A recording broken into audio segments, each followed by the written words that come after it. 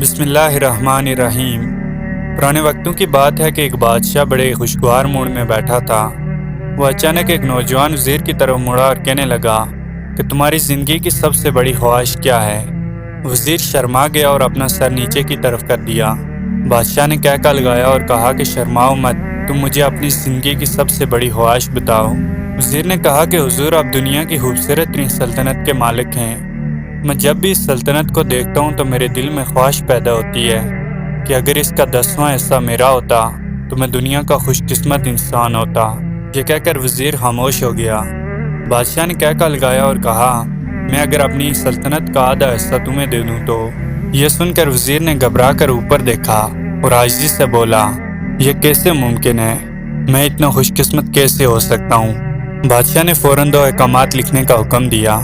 بادشاہ نے اپنے پہلے حکم میں وزیر کو آدھی سلطنت دینے کا فرمان جاری کیا۔ دوسرے حکم میں بادشاہ نے وزیر کا سر قلم کرنے کا فرمان جاری کیا۔ وزیر دونوں احکامات پر حیران رہ گیا۔ بادشاہ نے احکامات پر مہر لگائی۔ بادشاہ نے وزیر کی آنکھوں میں آنکھیں ڈالی، بولا کہ تمہارے پاس صرف 30 دن ہیں۔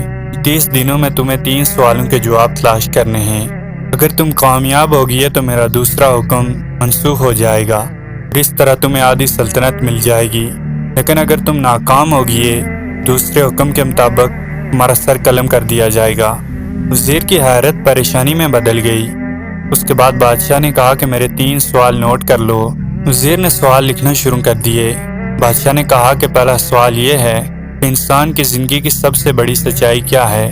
دوسرا سوال یہ ہے کہ انسان کی زندگی کا سب سے بڑا دھوکہ کیا ہے؟ اور تیسرا اور آخری سوال کہ انسان کی زندگی کی سب سے بڑی کمزوری کیا ہے؟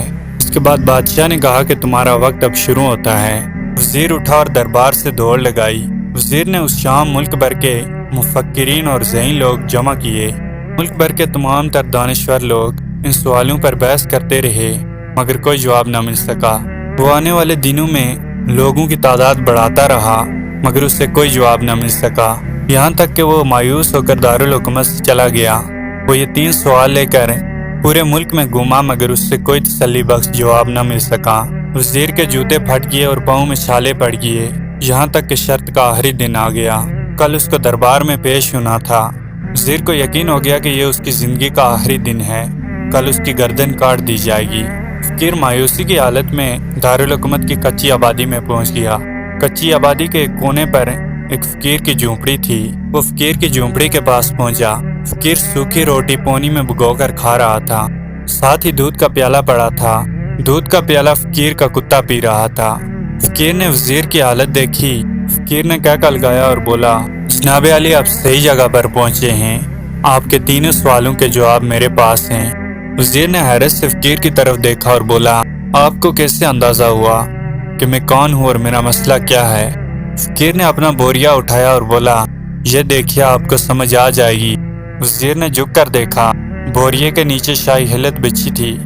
یہ وہ لباس تھا جو بادشاہ اپنے قریب ترین وزراء کو عنایت کرتا تھا۔ فقیر نے کہا کہ جناب علی میں بھی آپ کی طرح اس سلطنت کا وزیر ہوتا تھا، میں نے بھی آپ کی طرح بادشاہ سے شرط لگانے کی غلطی کر لی تھی۔ فقیر نے روٹی کا ٹکڑا اٹھایا اور پونی میں بھگو کر کھانے لگا۔ وزیر نے دکھی دل کے ساتھ پوچھا کیا آپ بھی جواب تلاش نہیں کر سکے تھے؟ فقیر نے کہہ لگایا اور بولا میرا کیس آپ سے مختلف تھا، میں نے جواب تلاش کر لیے تھے، میں نے جواب بادشاہ کو بتائے، آدھی سلطنت کا پروانہ پھاڑا، بادشاہ کو سلام کیا اور یہاں آ کر بیٹھ گیا۔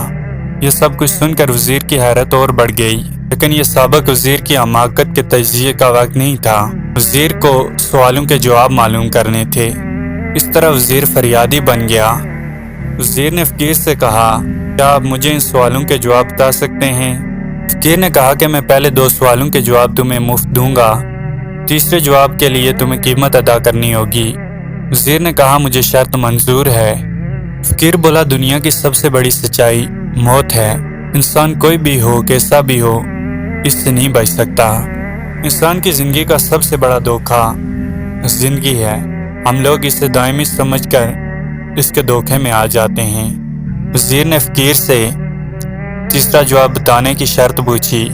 فقیر نے دودھ کا پیالہ کتے کے سامنے سے اٹھایا اور وزیر کو دے دیا اور کہا کہ تیسرے سوال کا جواب تمہیں اسی صورت میں مل سکتا ہے جب تم یہ کتے کا جھوٹا دودھ پی جاؤ گے۔ وزیر کسی قیمت پر بھی اس دودھ کو نہیں پینا چاہتا تھا، لیکن دودھ پینا وزیر کی مجبوری تھی۔ اگر وہ دودھ نہ پیتا تو جلاد اس کا سر قلم کر دیتا۔ آخرکار وزیر نے دودھ پی لیا۔ فقیر نے کہکا لگایا اور بولا، انسان کی سب سے بڑی کمزوری غرض ہوتی ہے۔ غرض انسان کو کتے کا جھوٹا پینے پر بھی مجبور کر دیتی ہے، اور یہ وہ سچ ہے جس نے مجھے سلطنت کا پروانہ پھاڑنے پر مجبور کر دیا۔ لہٰذا میرا مشورہ ہے، زندگی کی ان 3 حقیقتوں کو جان لو، تمہاری زندگی اچھی گزرے گی۔ بالآخر وزیر فقیر کی جھونپڑی سے نکل کر مال کی طرف چل پڑا۔ وزیر جیسے ہی مال کے دروازے پر پہنچا، وہ گھوڑے سے گرا اور اس کی روح پرواز کر گئی۔ اس کہانی کا مطلب یہ ہے کہ ہمیں کسی دن کسی ٹھنڈی جگہ پر بیٹھ کر ان سوالوں پر غور کرنا چاہیے۔ ہم لوگ کہیں زندگی کے دھوکے میں آ کر غرض کے پیچھے تو نہیں بھاگ رہے؟ ہم لوگ کہیں اس کہانی کے وزیر تو نہیں بن گئے؟ مجھے یقین ہے کہ جس دن ہم نے ان سوالوں کے بارے میں سوچ لیا، ہم لوگ غرض کے ان پیالوں سے آزاد ہو جائیں گے۔ کمنٹ میں بتائیے گا کہ آپ کو ہماری آج کی ویڈیو کیسی لگی۔ ملتے ہیں بہت جلد ایک نئی ویڈیو کے ساتھ۔ اللہ تعالیٰ آپ کا حامی و ناصر ہو۔